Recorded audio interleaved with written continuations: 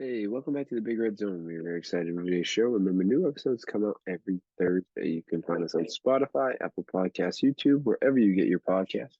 Make sure you subscribe to the YouTube channel. Hit the like button on this video as well as our other videos. You can also find us on Instagram, Twitter, and TikTok at Big Red Zone. And as always, tell a friend. This week, uh, big week in the NFL. We'll talk about some of the signings and cuts that were made over the week. World Baseball Classic wrapped up with a USA tough loss to Japan. I'll talk a little bit about that, and also March Madness, all the upsets. Upset Central is this bracket. Everyone's bracket was toast after day one, but I'll look at some of the upsets from that game. All that and more on this week's episode of the Big Red Zone.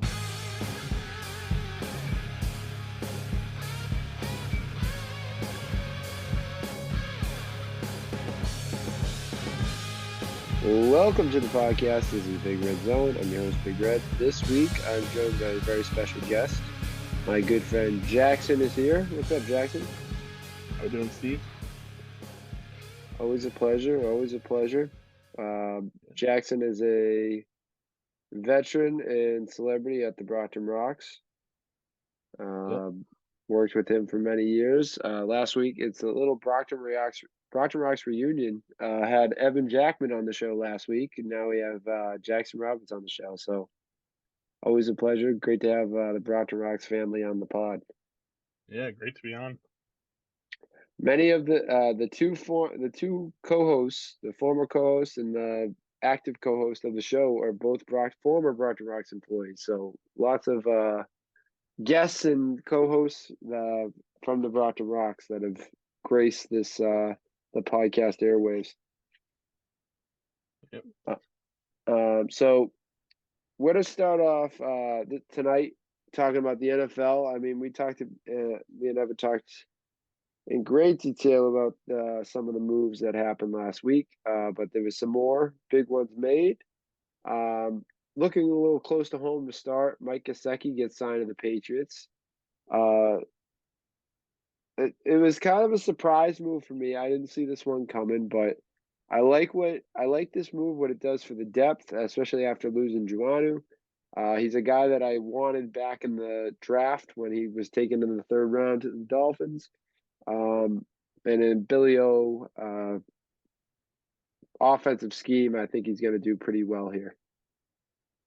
Yeah, I've always been a fan of Gesicki playing with the Dolphins, so I think it's a nice little ad. He's a good pass catching tight end, so Yeah, I think he pairs well with both. You know, if we play him and Hunter Henry at the same time, I think he pairs pretty well. And I think he's also going to be another threat for Mac. You know, someone that's catches the ball pretty well and has experience in this division and knows how to knows the players in this division and knows how to play against them. Another Patriots ad. I don't remember if we talked about it last week, but I'm going to talk about it again anyway. If we did, James Robinson to the Patriots. I actually really love this signing. You know, we haven't had a true pass catching running back since James White, and that was a couple of years ago. And James White a couple of years ago was not the same James White that he was when we won those Super Bowls. So I think he's going to add that extra like third down back, like pass catching back role that Damian and Ramondre didn't really fill this last couple of years. He's a veteran. And I say veteran. He's only been in the league 3 or 4 years, but I feel like he's yeah, been in. he's only 24. I know. I think I said that Jackson's in our dynasty league, so I'm in a lot of fantasy football leagues with him too. But I think I said that in dynasty. I was like, I feel like James Robinson is like a veteran at this point, but he's only been in the league for like 3 or 4 years. Uh, Yeah, he, he just made such an impact his rookie year, and then he kind of tailed off a little bit in the second year, but the injuries have kind of kept kind of hindered his performance, especially getting ETN on his team too. But I think that's a good sneaky ad for the Patriots, and I think he'll fill that James White kind of role for Mac Jones. Yeah, before he got hurt with the Jaguars, he was electric. Like his per game stats were off the charts. It's just about staying healthy, and I think it's a good player to take a flyer on, um, especially as a backup running back. Yeah, because Mondre's going to I'm be all the for it.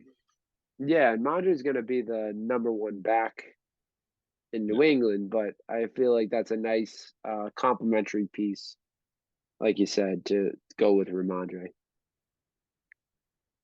And they also got some young running backs from last year's draft too, and who knows what they'll draft. There's knowing Bill, he'll use the first round pick on a running back, and it won't be Bijan. It will be some no name guy. But another running looking, when we're talking about Damian Harris, this one broke my heart. Damian Harris to the Bills of all teams. I was a big Damian Harris defender. I actually said on the podcast last week, I was like, I kind of hope they bring him back even still. I think Mac Jones and him have a great relationship, obviously playing together in college or something. But, you know, with the Ramondre Stevenson, like coming to a head, like kind of came out of his shell the last couple of years, kind of didn't leave room for Damian on the team, and it's a tough hit. I really like him. I think Damian Harris is really good, but I can't say I'm surprised him leaving. I am a little surprised him going to the Bills, which kind of stinks. So we'll see him twice a year for a while, but definitely hurts to see him go. Hurts a little more that he went to the Bills, and wish things could have been differently for Damian Harris. yeah, he just had some bad luck in New England. Mondre was stepping up whenever he had the opportunity, and whenever Damian got hurt this last season, got sick, I think a couple times. Like Mondre was already always there, so he kind of won that job just by being there. And I think Harris would have had the same production if he was healthy. Yeah, that's a good point. Like I agree with that. I think if roles were reversed, I think Damian Harris would have done just as well if he got the opportunity that Ramondre did. And Yeah, Ramondre had some key turnovers in key points of this season. Uh, it was the what was it? It was the turnover at the end of I think the Christmas Eve game. He fumbled it on the goal line. They were I think the Pats were either going to tie it or going to go ahead. I don't know if you remember that that the play. Raiders game, No, no, that was the next week. because I think the Or Raiders game too, he had a fumble where it was on well, the goal line before the end of that game. it was no that the Raiders game was the one when he threw it back to Jacoby at the end Yeah, of the yeah, game. He like for no reason just try to lateral it when we had a tie game. yeah. I think who did we play on Christmas Eve? Was it Was it the the Bills? Bengals? The Bengals game. That's what Yeah, it was. He fumbled it on the goal line against the Bengals. It I don't know. It's just a couple of key turnovers. With that said, I have all the confidence in the world in Ramondre being in the lead back this upcoming year. yeah, yeah, But I think goes with your point that I think if you know Damian Harris had the same opportunity, like if he stayed healthy and whatnot, I feel like he would have been able to make that same impact on the team. Looking at a little signing, not too much to talk about here, but Singletary, that kind of the reason why Damian Harris went to the Bills. Singletary signs with the Texans. I think that's a good signing. He's obviously a secondary piece. Uh, the rookie, what's the rookie's the second year running back? I forget his name. Damian Pierce. Damian Pierce had a great first year. Yeah, So I think that's a good backup and depth piece for them. yeah, The Texans are kind of in a weird spot where they're pretty bad, but they want to rebuild. So it'll be interesting to see what pieces they put in place for this next year during the rebuild. And I think Singletary is just one of those veteran depth guys that will do well there. This was kind of a bigger one, I thought. The great move for the Cowboys. They trade for Brandon Cooks. Really didn't give up much. They gave up a fifth and a 2024 sixth-round pick. Thought they could have got a little more. Uh, Brandon Cooks is such an interesting player because he's one of the most traded players, I think, in recent day that has actually been like a positive impact player on every team he's been on. Yeah. Every team he goes to, he has 1,000-yard season. So it's like obviously like he's good, but at the same time, there must be a reason why teams keep trading him. You know, I thought he was a little soft when he was in New England. You know, he had a couple, didn't really do much. I know the Super Bowl wasn't his fault. He got lit up, but the 1 year he made some big plays, had some big games, but wasn't like as good as I thought he was going to be. He had a couple 1,000-yard seasons in Houston, which if you have 1,000-yard season in Houston, you're doing something right because Yeah. he's playing with like bums at quarterback. So I think this is an unbelievable signing for the Cowboys. Losing Amari Cooper last year really like did some damage to that offense. Like I think Dak had less to throw to. Michael Gallup was out a lot, so I think adding this other receiver in, I think that's going to help their offense a lot. And I think Cowboys are making some key trades for key veterans, and I think they're trying to make this last little run with what they got left with Dak. Yeah. Great value too, just a fifth and a sixth. Like, Right.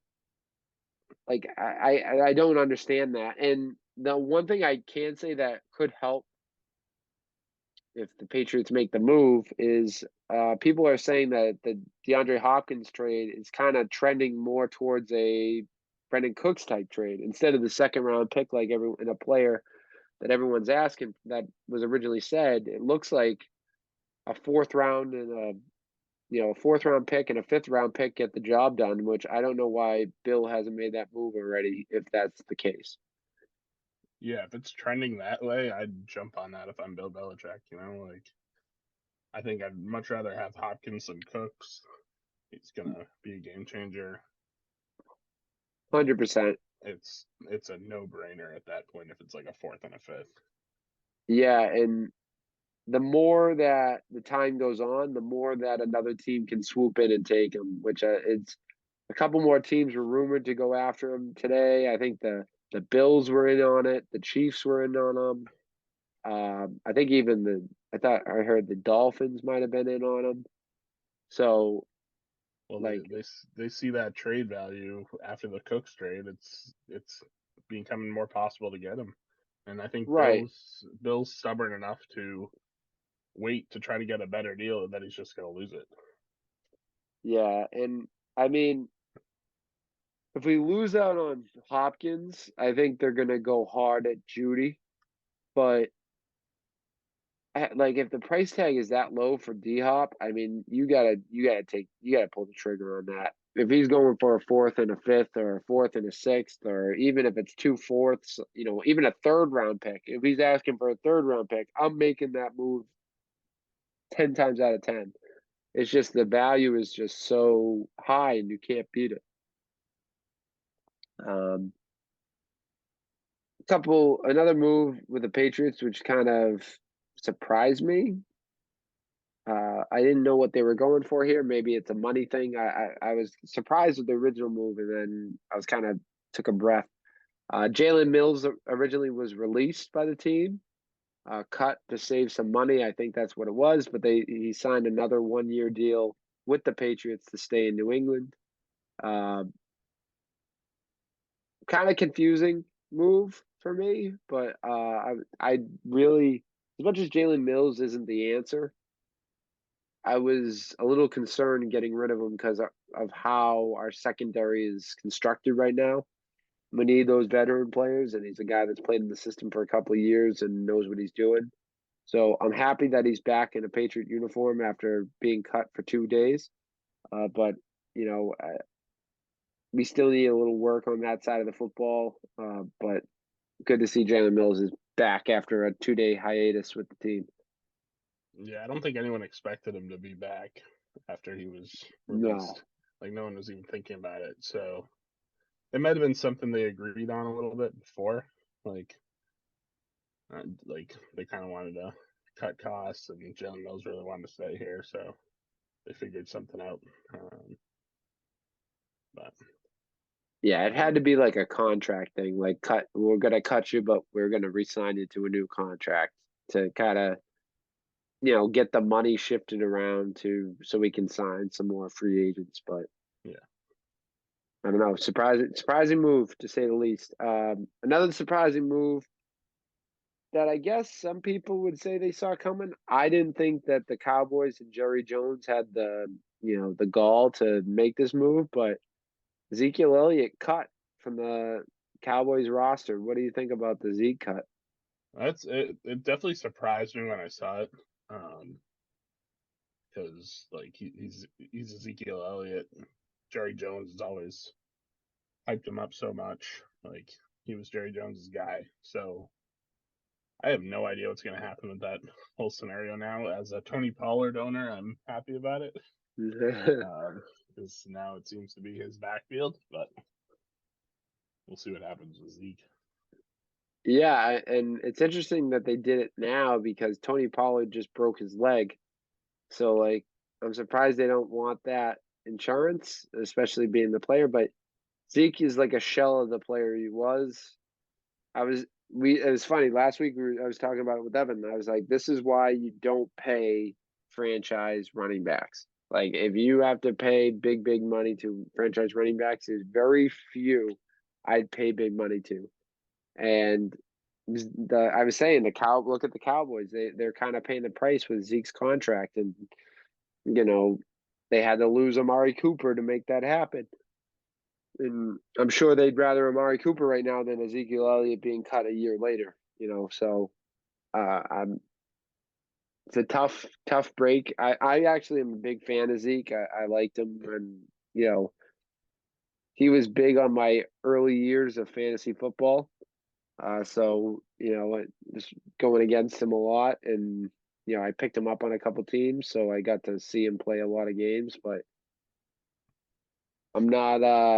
I'm not. I'm surprised that the move was made, but I totally understand why that move was made because he's a shell of himself, and they got to save some money where they can and try to help bring in guys like Brandon Cooks and different players that can help win now. And I think that's where the Cowboys are right now. They have to win now because they're running out of years with Dak, running out of years with CD. So they gotta make a move here. And Mike McCarthy has to win soon, or he's probably going to be out. Yeah, I don't see him winning. uh, but that defense is great. So that's what they gotta build around, and then get the offense back to where it was maybe a couple of years ago. Yeah. Couple things before. Big rumors with Lamar Jackson, you know, being on the trade block. Do you want? Would you want Lamar Jackson to the Patriots? It's a tough question. If you asked me a year ago, I think I'd say yes for sure. But this season kind of scared me on Lamar. Um, just because the injuries, like just the uncertainty of his injuries, was the scary part. It wasn't just like a clear cut injury. It was like, will he play this week? We don't know. And I feel like that's tough to have with your star quarterback. Um, but at the same time, I think he's a better quarterback than Mac Jones. So Yeah, I think it's a tough situation because it's Lamar. Obviously, like I'm not going to sit here and say I'm a big Mac defender, but I'm not going to sit here and say Mac Jones is better than Lamar Jackson. Like he's an MVP candidate caliber player, and I can't believe the Patriots didn't draft Lamar during his draft. I was one of the people screaming at the TV, draft Lamar Jackson. The first round pick we had, and then we come down to the other first round pick. I'm like, oh, we're gonna get Lamar. We have Lamar. I can't believe he's still on the board. And then we draft Sony Michel. So that's where that draft was at. So I've loved Lamar since he came out of college. With that said, I don't know if I'd make the move for Lamar. I think money wise, it's going to cost you way too much. I'd rather bring in another receiver like DeAndre Hopkins or Jerry Jeudy, who, if this happens and Jerry Jeudy gets traded to New England, that may be my second greatest call on this podcast. I called that going back during the Patriots season. I was like, the guy that they should trade for in the offseason is Jerry Jeudy. And for the same reasons that are getting brought up now, which it could be just rumors to help, bring the price down on DeAndre. I don't know. It could be all up in the air. But I was like the chemistry factor with Billy O. It's like it makes too much sense not to rebuild a little Alabama offense in New England. And I think that I've had to choose. I'll say it right now. If I had to choose between DeAndre Hopkins and Jeudy,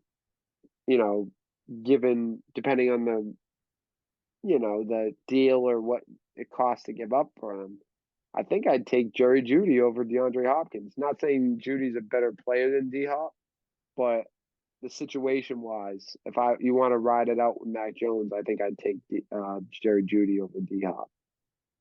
I agree with how our roster is built right now, where we're not going to be a championship team this year. I don't think. Yeah. Maybe if D Hop comes here, we are, but it's not. It's tough to turn your team around right away. I'd rather build something up for a couple of years, and if we get D Hop, it's probably like 2 years of him being really good, and then it'll start to fall off. Yeah, and if they get Jerry Jeudy and they can sign him long term, now you got your franchise quarterback, you get a franchise wide receiver, your franchise running back. They'll probably draft a tight end in this draft, and because the tight end draft class this year is really good. So you get your offense making of your offense pretty good. You get a couple young offensive line studs. They got to find a replacement at center, and they got some work on the tackle spot, but they got some young pieces like Cole Strange and Michael Anua, or I don't know how to say his last name, but those two are monsters on the line. So they're building a young, strong core in New England. I think Jerry Jeudy fits that mold more than D Hop. I agree. D Hop kind of is like 2 years and then he's going to start to fall off. So I'd much rather Jerry Jeudy. But like if you want to win now and you don't care about the future and you don't want to see Mac Jones succeed or fail this year, maybe you make a trade for Lamar, but there's no way you can let that go without keeping Mac Jones on the team. You got to make a move for Mac, like moving Mac off of this team. And I don't think I want to do that. I think Mac Jones was dealt a terrible hand last year, and I think he's shown when he has a pretty decent hand what he can do, and that's bring you to the playoffs. He was dealt a bad hand, and I'd like to see him get the opportunity with Billy O and some nice weapons to come in here offensively. Another guy, I have a game for you, Jackson. Yeah. I got a fun game. Another signing that made me think was Baker to the Bucks, right? Baker Mayfield to the Bucks. The Bucks are kind of in a weird, holding pattern right now because they just lost Tom Brady. They're, had a down year last year. They're in the middle, like they don't know if they should rebuild or not. They're cutting a lot of guys like Lenny and cutting Cameron Brate. But they signed Baker. They get a veteran guy in there, see what he could do. But the big story was that Cam Newton was going for saying he's going to do a pro day at Auburn or whatever. But he said, there's no way there's 32 guys better than me, like talking about Baker and these guys that are just signed. So I have a game called it for you. It's called Cam or Slam. If you think Cam is a better quarterback than than the quarterback I say, then we'll say Cam. If it's Slam, he's done. So there's a couple obvious ones in here. So I'll start with the East. I mean, this is projected too. So this is like if the trades and draft go according to plan, this is who would be the starting quarterbacks for each of these teams. So with that said, I'm going to play along too. Josh Allen, I think it's obvious Slam. I think obviously Cam Newton's not better than Josh Allen. Aaron Rodgers, if he goes to the Jets, obviously I think I'm taking Aaron Rodgers. Tua. Slam. Yeah, I'd slam Tua. Even with whatever's going on with him, that's an easy. I'd still take a flyer on Tua. Yeah, I wouldn't even think twice about it. Mac Jones. Slam. Easy. Yeah. I think they have to. Saying Lamar stays in Baltimore. Slam. Joe Burrow. Easy. Slam. I think that's an easy one. Deshaun Watson, I think that's an easy one too. Yeah. Here's the first interesting one. Kenny Pickett. Slam. I'm probably gonna say all the quarterbacks are better than Cam Newton. there's very few on this list that you can actually have a debate about. Yeah. Kenny Pickett's on the list of people saying, like, people are saying, Cam's close with Kenny Pickett, but if you're gonna choose, Kenny Pickett was what, a first-round pick last year? Yeah, he was the only quarterback drafted first round last year. Yeah, so the Steelers have to go with him. They can't just sign Cam Newton and start him. Yeah, after 1 year where he started, he looked all right. Like, it wasn't like it was too much for him, I'd say. Like, he looked a little comfortable. It wasn't like he was producing, but like, you're definitely gonna keep rolling with him going into next year. I don't see anything that would change that. Right. I said Kenny Pickett with not as confidently as some of these other ones, but I would go Kenny Pickett without a doubt. Dak Prescott. Dak, yeah. Yeah. Daniel Jones. Jones had a great year this last year, so. Yeah, I think he's back. I think he's on the back to the right track. Before Jalen Hurts. before this last year, it might have been interesting, but yeah. Well, getting rid of Joe Judge seems to be a good idea. I wish the Patriots would do that. By the way, did you hear Joe Judge is now the assistant head coach of the New England Patriots? Oh, really? I didn't even. They named him the the main assistant to Bill Belichick. What does that even mean? It's like the Matt Patricia role, and he's going to be forget the terms, but he's going to be he's going to work with the special teams. But he's like the head assistant. That's his specialty at least. So like, that's fine. Yeah, like, I was just surprised. I don't want him touching anything else. Yeah, I don't want him anywhere near the offense or defense. Special teams is good. I'm just surprised they didn't make that role Gerard Mayo. I was surprised they didn't make him the assistant head coach. Jalen Hurts, I think it's a no-brainer. We don't have to talk about that one. Here's one that's interesting, and it's an argument I think that can be made, but I still probably am on the slam route. Sam Howell.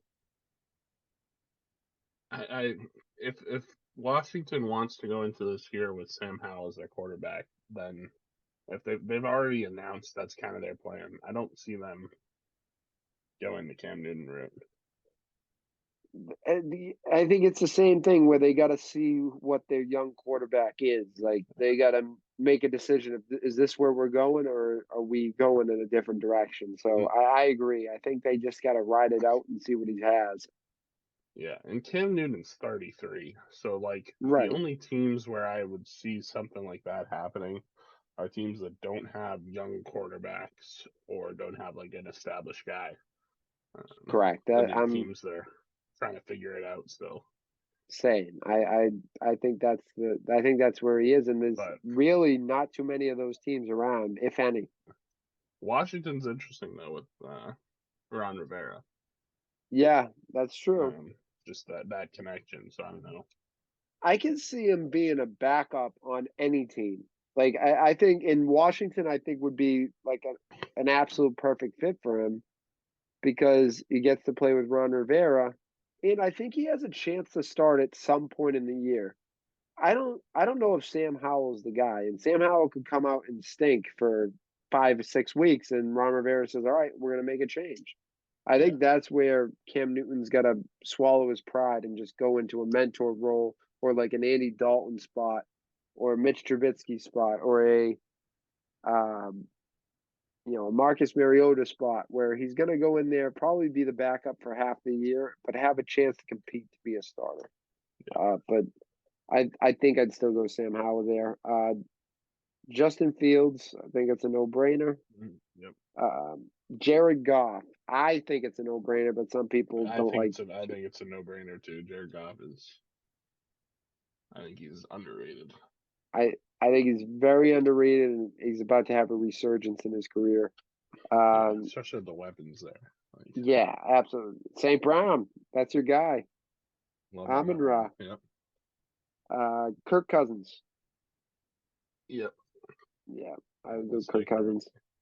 Another interesting one here. If they do the trade, Aaron Rodgers to the Jets, Jordan Love, the quarterback of the Green Bay Packers. To me, this is the closest one yet. Yeah. If it's Jordan Love, if it's Aaron Rodgers, then no chance. But if it's Right. Jordan Love, then I don't know what Jordan Love's going to be like at all. But I think that's the point. I think for years they've said Jordan Love is like the next heir to the throne for Aaron Rodgers, but they don't know what they have. So I put him in the same category as Sam Howell. Like I feel like you have to start him and see what happens. Yeah. And then you sign a guy like Andy Dalton or Cam Newton to be your backup, who may be the starter as early as week 4. You know what I mean? Probably Jordan Love is that he was drafted 3 years ago by them. Right. Hasn't had a chance yet. I feel like if they really liked, well, like obviously they've had Aaron Rodgers, but I feel like we that's would the have seen thing. a little more from him when he played a little bit last year. Yeah, I just feel like when you get drafted in what was he, a second round pick? First round pick. First round. Yeah, he was drafted in the first round, but he was drafted to a team with Aaron Rodgers. So it's like, he's not going to get a chance to play unless Aaron Rodgers is out. So I don't know. I think I'd rather see, if I'm the Green Bay Packers, spend a first round pick on this kid. We got to see what he's about and see if he can do it. And if not, we got to make other arrangements and you try to draft someone next year. But they can't do that if they just sign Cam Newton. He's the starter. To be the starter. But if I'm Cam Newton, I'm looking at Green Bay as a spot where I can win a job easily. Yeah, I think similar to Washington. Yeah, I agree. The AFC West is kind of a wash, so I'll just say him quick. Russell Wilson, Pat Mahomes, Jimmy G, and Justin Herbert. I don't think he has a chance to crack that starting. Russell Wilson and Jimmy G are interesting. Like I think they're both better quarterbacks. Russ needs to pick it up from last year for sure. Yeah.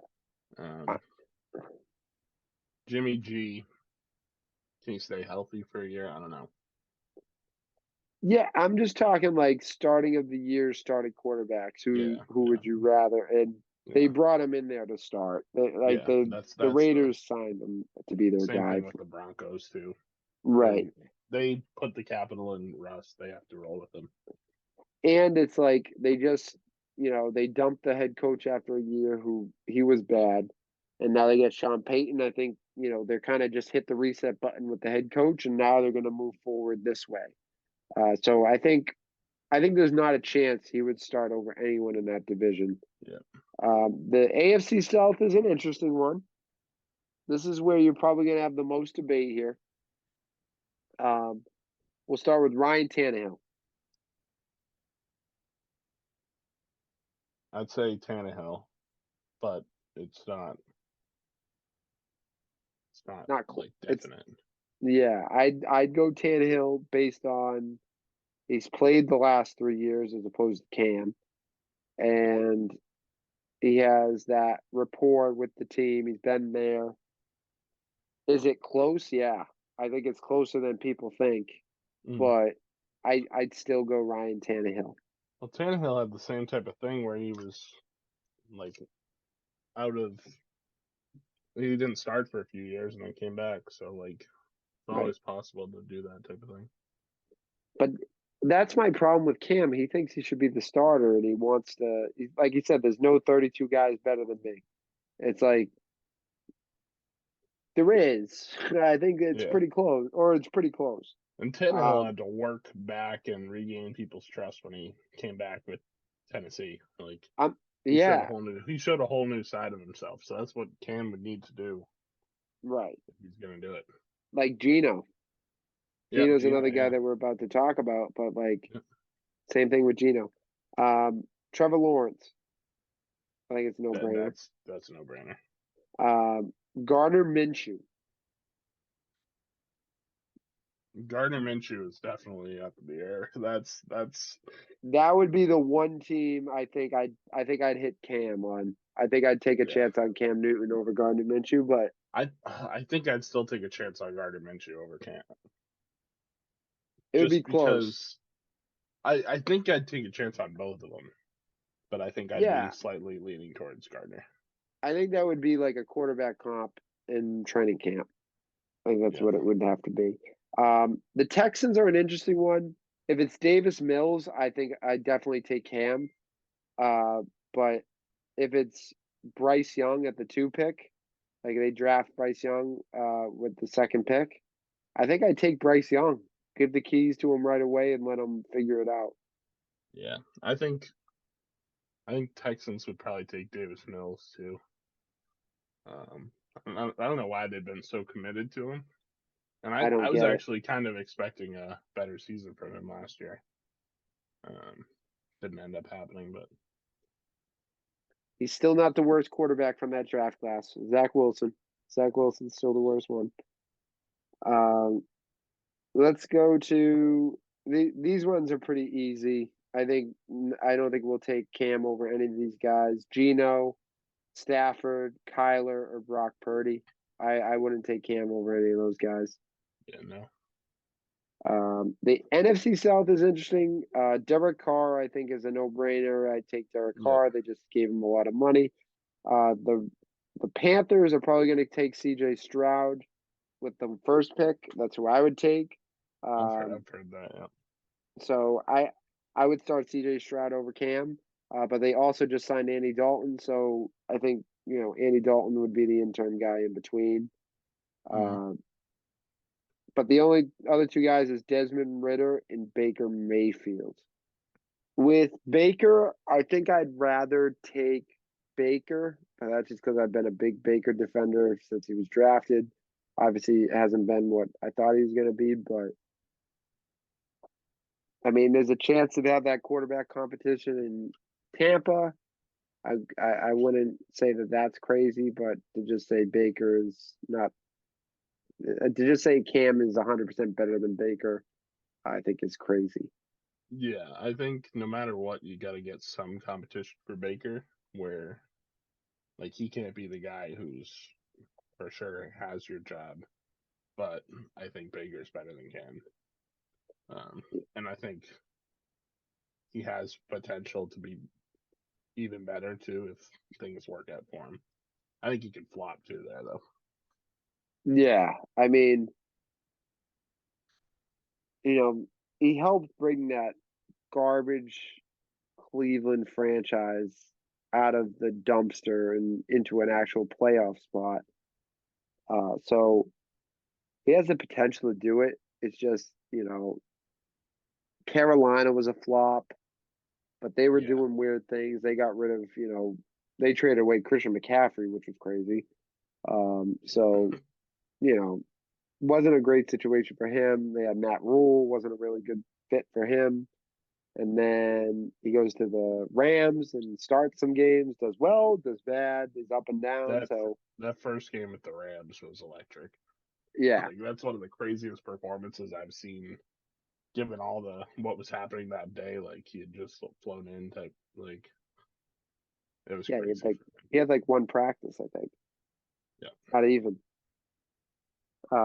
So I think he has the potential. I think starting in training camp with the Bucks, having they have a decent, still have a decent roster. They got Mike yeah. Evans and Chris Godwin. Like, Kate Otton's a pretty good tight end. They still got decent players on that roster. So I think that's going to help him, you know, succeed in a way.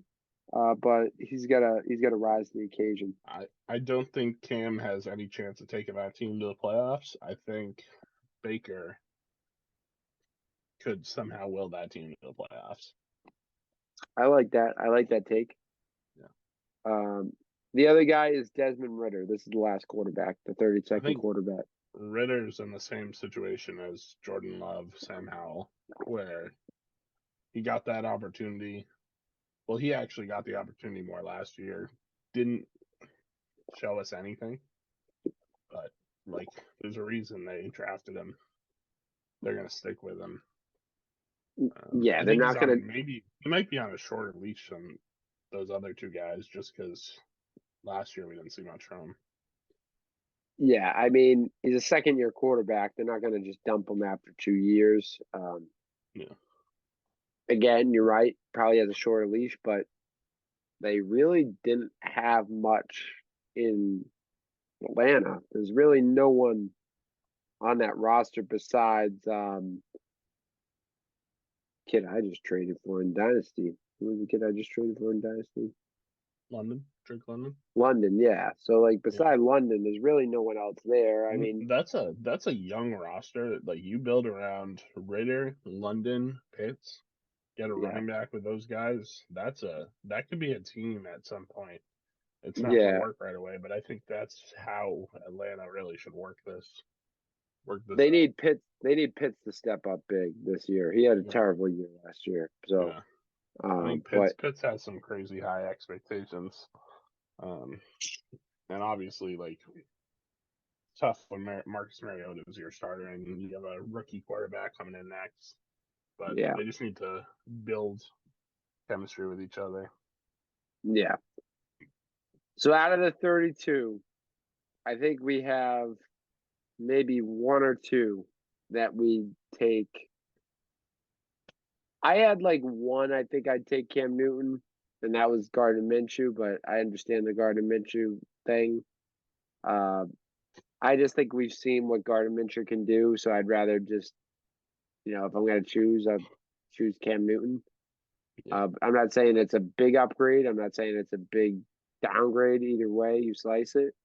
But to say there's 32, I'm not. I'm better. I'm not. Say he's better than at least a couple of the 32 starting quarterbacks is nuts. I think Uh, I could guarantee that he is not better than 32 quarterbacks in the league I think I'd. right I now. think I'd take that. I think if anything, he's There's even definitely with a some couple. backups who might be a little better than him. Um, he's definitely not going to be like the worst backup out there. I think he'd be a good backup, but I think he'd be I one of just, the best backups in the yeah, league. I But just like, for a guy like him who made so much of his name on running the ball, um, I think he really has to adjust his game to play at 33 years old.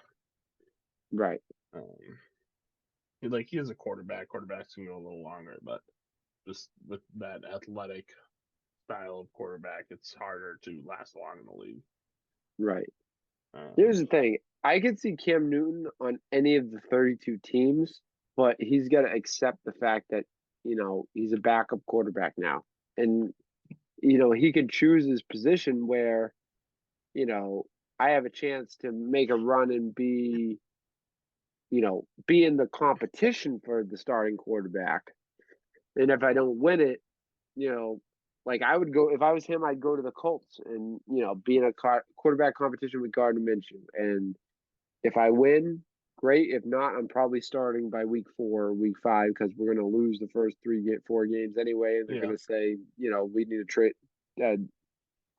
We need to change at quarterback. So we'll have to see what happens with that. I was just laughing at the Cam Newton's comments, but we'll have to see how that goes.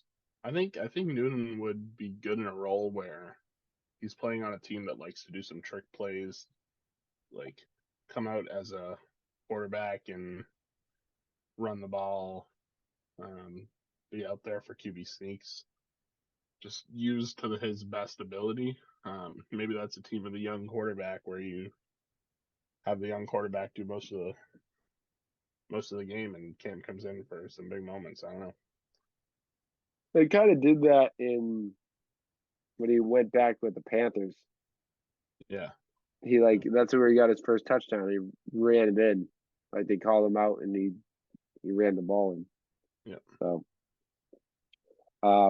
let's move on. Still got a couple things to talk about. World Baseball Classic. Japan beats USA in the championship game. Kind of an iconic moment. Shohei Ohtani strikes out Mike Trout to win the game and get the save.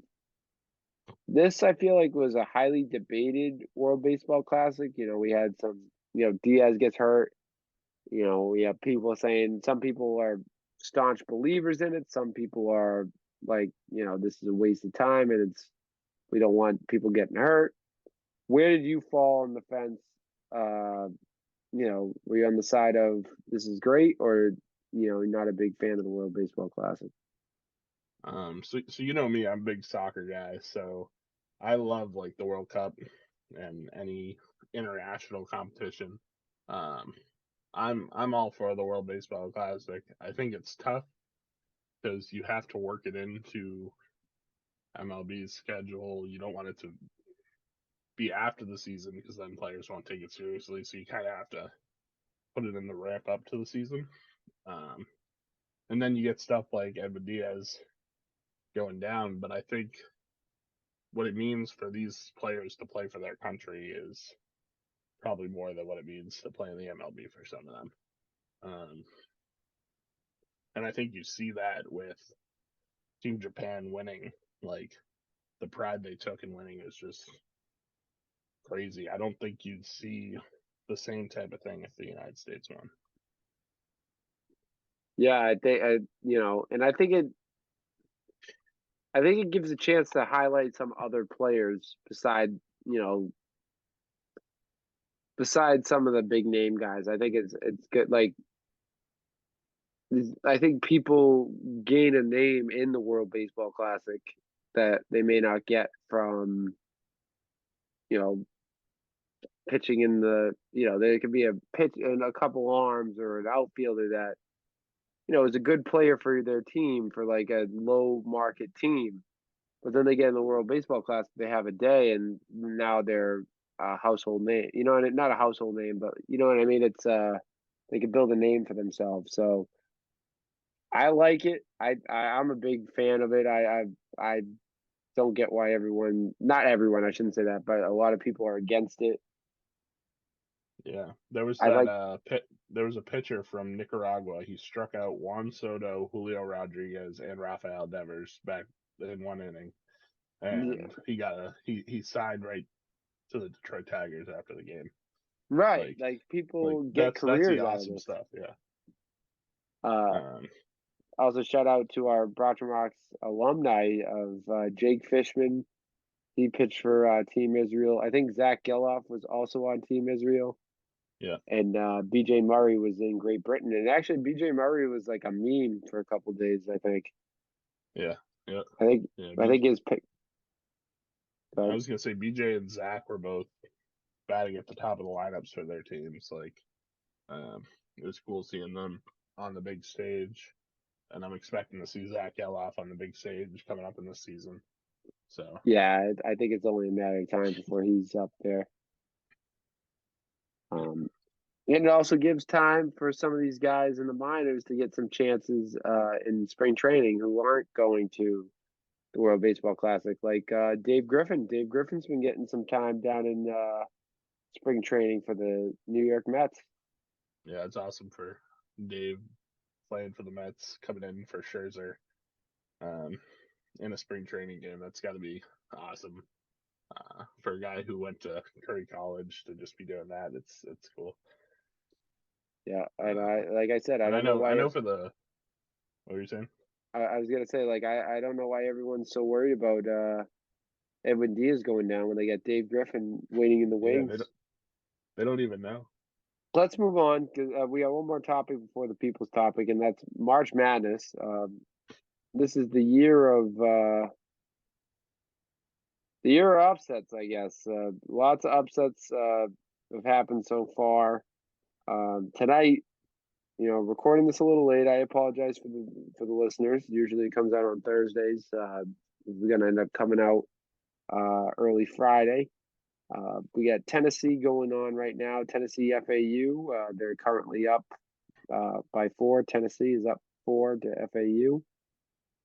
Kansas State won a close one against Michigan State. Shout out to Matt with 1T. UConn beat Arkansas today. And right now, UCLA is beating Gonzaga and at halftime 46-33. That's Did a you little watch up. the Did you watch the Kansas State Michigan State game?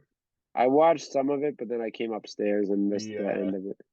the whole game was amazing. Like it went to overtime, first game of the tournament. Um, Yeah, and the point guard for Kansas State had 19 assists. I saw Like his final stat line. He had 19 yeah, assists. yeah, it was and like it was so high scoring too, 98, 93. Like that was probably one of the best March Madness games I've watched in a little bit. Um, Something like one of the games that was unbelievable to watch and just shocking, to say the least, was the Purdue. I can't even say their name. Fairleigh Dickinson, Yep, FDU, yep.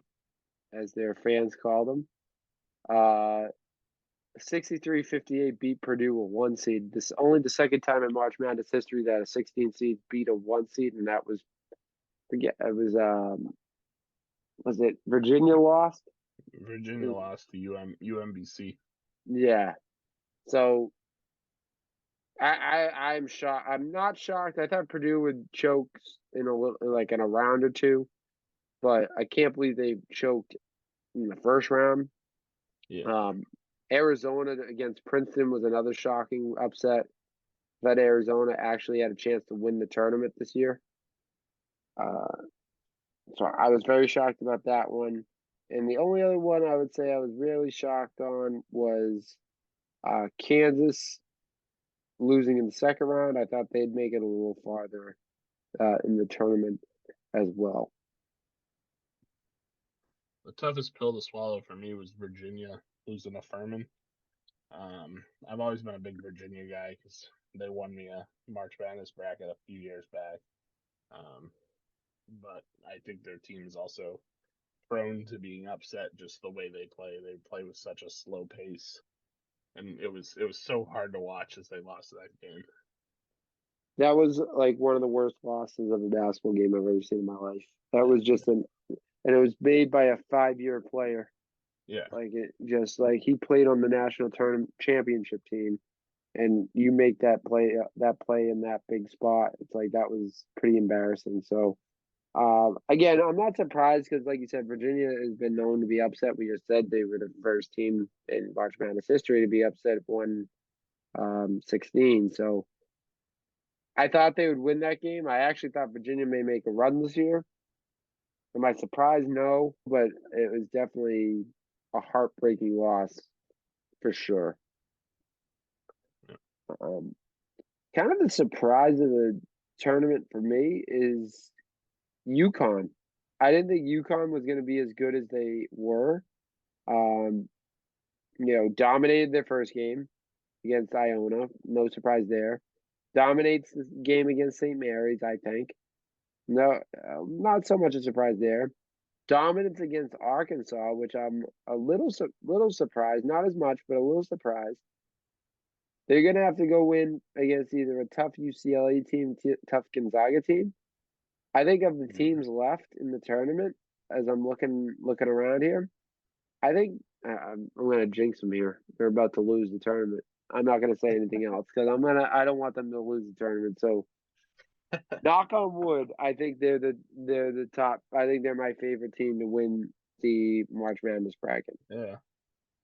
But now they're gonna I was lose. really impressed with Kansas State tonight. I think they can make a run at it. I think they're gonna be a team that we'll see for a few years too.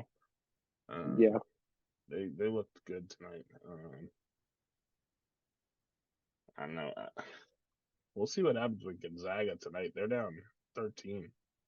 I was thinking they would get to the Final Four, so we'll see how that goes. Gonzaga always chokes around the Sweet 16, Elite Eight. So yeah. I thought the pressure would be off this year. That's not being a 1 seed. A little less pressure going as a 3 seed. same old Gonzaga. If you had to pick someone to win the state tournament, the national championship, who do you think is going to win? So my pick throughout, I think, has been Alabama. They just kind of seem like they're rolling towards the tournament. They don't care what happens to their team. They're still gonna just keep winning. No pun intended. Yeah. They're going to roll through the tournament, roll tide. Roll Tide, yeah. I think they have a pretty easy path too.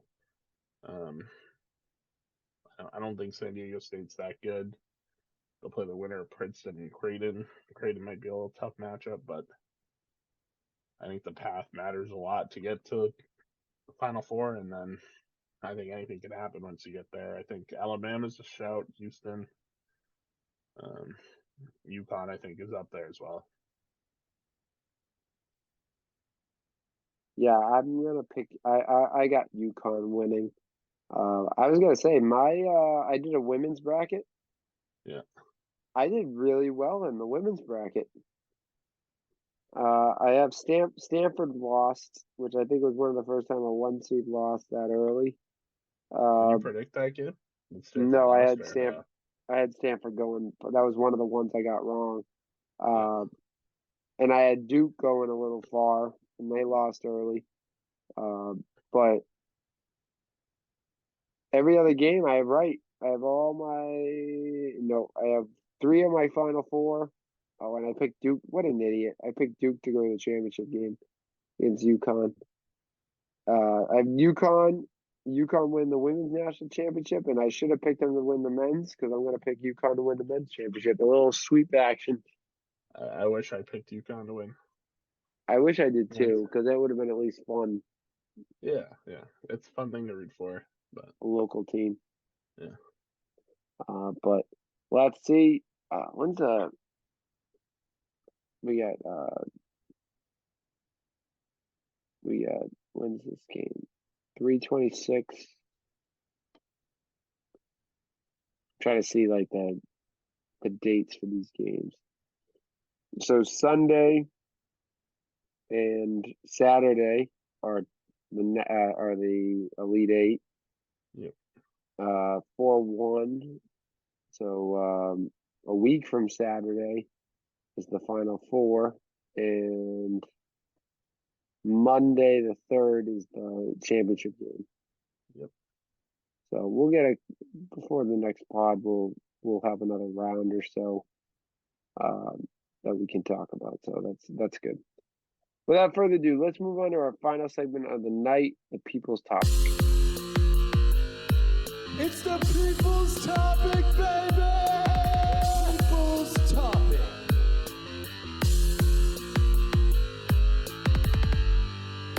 So for People's Topic, run our Instagram and Twitter page at Big Red Zone. Leave us a comment, let us know what you want us to talk about. This week, we have a couple.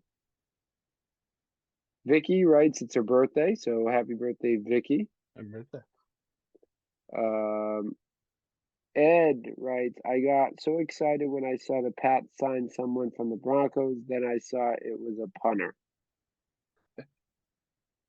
Yep, that's I feel like gonna be the rest of the Patriots offseason, Ed. So I'm a little sad we don't have Jake Bailey anymore. I like Jake Bailey.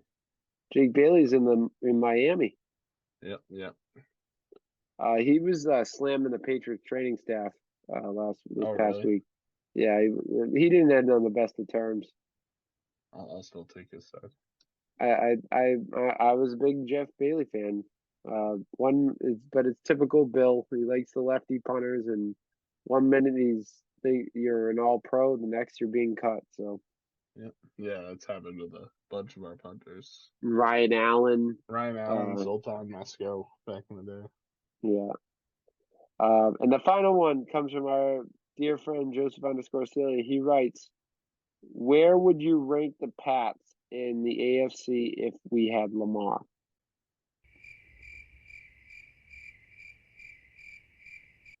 Well, that one silenced everyone. Yeah, that's a. I gotta think about that for a second. I think I think that the Chiefs are better still. I think the Bengals are better than you still. I think the Bills are still better. Bills are better, but I feel like they're gonna fall off in the next year or two. I just feel like it's just gonna collapse as quickly as it formed. Josh Allen though is just the.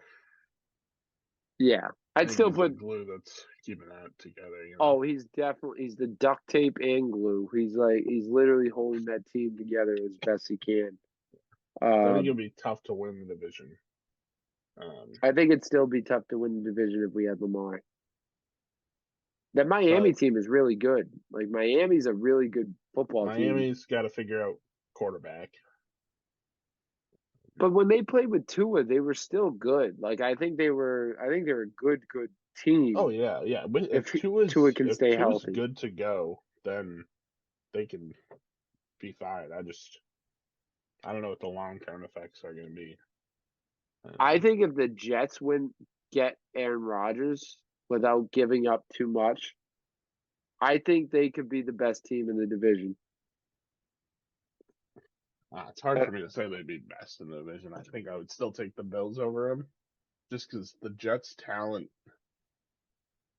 I don't see it being at the same level.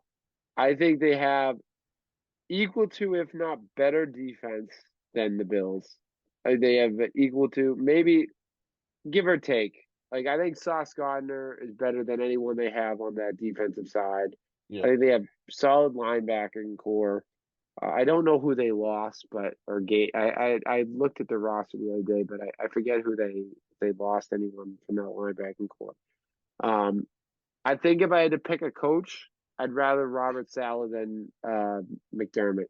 I think McDermott. I like Saleh too. Yeah, I think he was my favorite coaching candidate of that class.